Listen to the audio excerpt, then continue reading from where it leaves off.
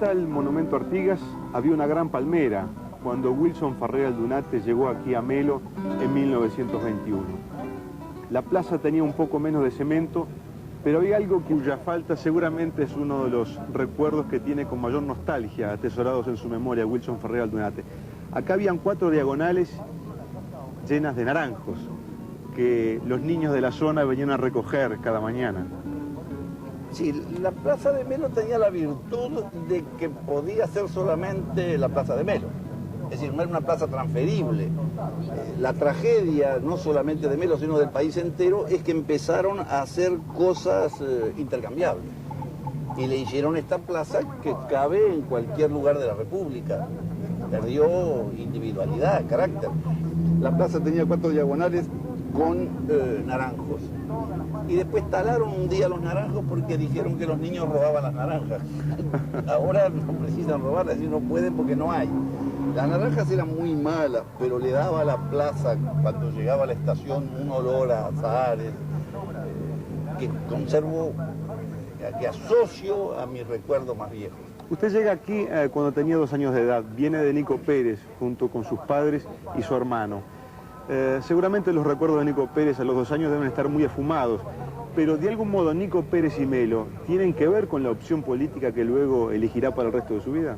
Bueno, yo no diría que yo elegí la opción política, yo nací inmerso en ella, yo no podía haber sido otra cosa que lo que soy. Mi padre tenía una admiración por lo alemán realmente extraordinaria y resolvió que sus hijos estudiaran alemán. Y debíamos haber sido una cosa, yo digo, bastante sensacional en Melo, porque éramos 2 hermanos muy rubios, éramos muy rubios los 2. Y salíamos por ahí y nos presentaban una señora y entonces golpeábamos los tacos, inclinábamos rígidamente la cabeza porque nos habían educado como prusianos, ¿no? Y debe haber sido realmente sensacional para los melenses ver aquello.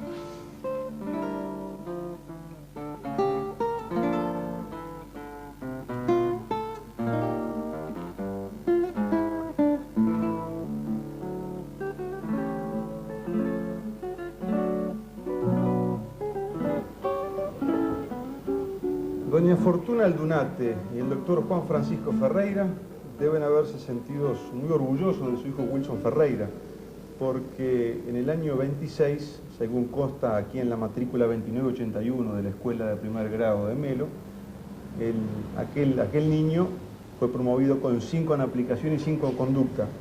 Y después, con algunas oscilaciones, terminó 6º año, 1929, con 4,9 en aplicación y 4,3 en conducta. No le fue mal en la escuela, ¿no? No, no me fue mal. Era imposible que a alguien le fuera mal en una escuela como esta. Yo no sé si los uruguayos se dan cuenta. En un país que tiene una escuela pública como tiene el Uruguay, no servir para nada es moralmente inaceptable. La escuela es una señora escuela y le mete a uno adentro todo lo bueno que pueda tener.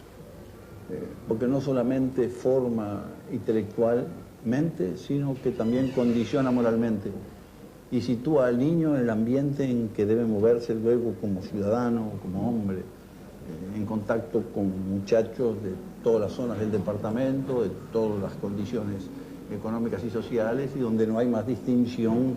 Bueno, quizá debe ser el único momento en la vida de un hombre en que se es verdad eso que la Constitución dice, de que no hay otra diferencia que la de los talentos y las virtudes, ¿no? Nosotros aquí teníamos vecinos, nos criamos entre vecinos y sabiendo los nombres de quienes vivían en cada una de las pequeñas explotaciones próximas. El vecino era un hombre importante. La yerra en mi casa, que no era aquí, era la vieja casa de mis padres un poco más. Era una fiesta auténtica, con asistencia de numerosísimas familias de los alrededores. Unos se ayudaban a los otros, eso es precisamente lo que un vecino significa. Hoy todos se han ido al pueblo, esto ha quedado absolutamente vacío. Teníamos 2 escuelas en la zona, tenían además una gran influencia cultural, aún social en el medio. La maestra era el centro qué sé yo, de difusión, de cultura, pero además era una consejera, pesaba en las familias.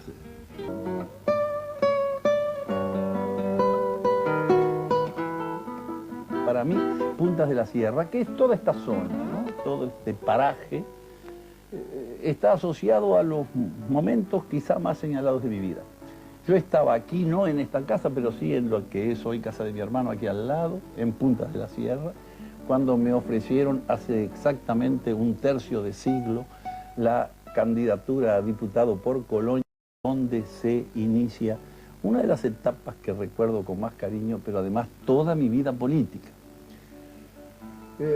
Aquí en Puntas de la Sierra me reencontré durante la dictadura por segunda vez con mis compañeros. Es decir, inicialmente tuve un contacto clandestino con ellos en el litoral del país, en lo de Horacio Terra Gallinal, pero luego hicimos un intento de reunirnos todos.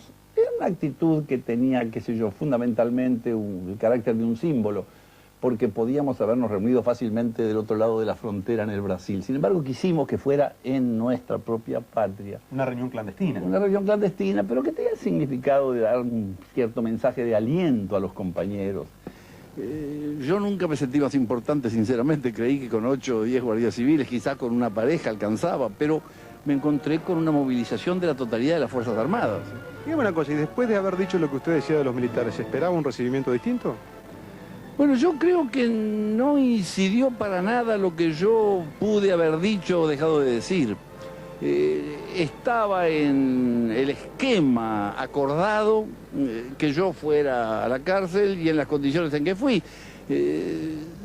No dependía de mis actitudes o de mis palabras el desarrollo de los acontecimientos.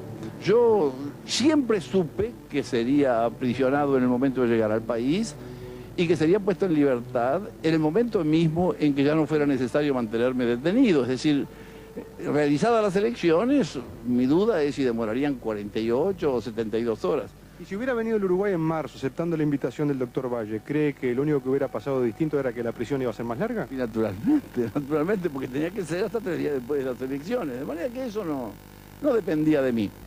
Clausuras, cárcel, persecución y destierro. Parece difícil, Wilson, resumir en menos palabras la historia reciente de la vida del país. Así es. Creo que es un ajustado resumen de lo que ocurrió en la República, pero además es una descripción acertada de lo que ocurrió con este semanario, con la democracia, cuya historia es un poco la historia del país durante estos años duros. Mi familia en aquel momento pasaba dificultades económicas, nos daban un peso los sábados, con cuyo peso yo recuerdo perfectamente, salíamos con el peso en la mano, nos tomábamos el tranvía, nos íbamos al cine Mogador en la calle 8 de octubre, quedaba lejos pero era bastante más barato, y pasábamos toda la tarde en el cine, porque había como 10 secciones una tras de otra. Cuando volvíamos, en tranvía, porque costaba 1 centésimo menos que el ómnibus, eran 4 y 5 respectivamente, centésimos, bajábamos en Río Branco y 18, una preciosa confitería con orquesta, allí tomábamos un martini que con esta penetración cultural de Buenos Aires y la Boca que ha sufrido el Uruguay permanentemente, llamábamos San Martín, cosa que exasperante entre otras muchas. Bueno, con muchas cositas en la mesa, etc. Comprábamos un paquete de Republicana y me sobraban 27 centésimos. Hoy a su altura de su vida, mirando para atrás, pensando en su infancia, en su adolescencia, en sus padres, ¿siente que de algún modo usted cumplió sus sueños de juventud y de algún modo también cumplió los sueños de sus padres? Es difícil de contestar en cuanto a los propios sueños, qué sé yo, uno sueña tanto, ¿no? Que con alguno de esos sueños debe haber coincidido.